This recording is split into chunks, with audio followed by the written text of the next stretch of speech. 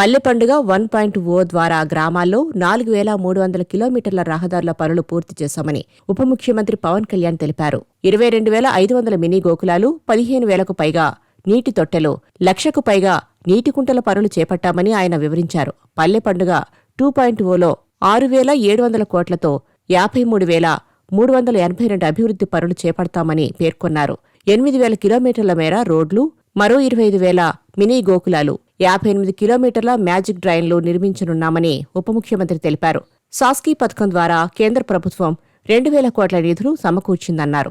635 గిరిజన గ్రామాలను అనుసంధానిస్తూ 1,005 కోట్లతో 1,069 కిలోమీటర్ల రహదారుల నిర్మాణానికి శ్రీకారం చుట్టామన్నారు.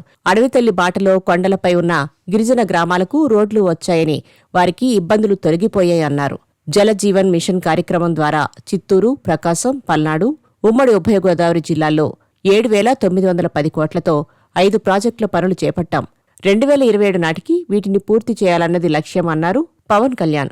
పంచాయతీరాజ్ వ్యవస్థను పటిష్టం చేశామని, 10,000 మంది ఉద్యోగులకు పదోన్నతులు కల్పించామన్నారు.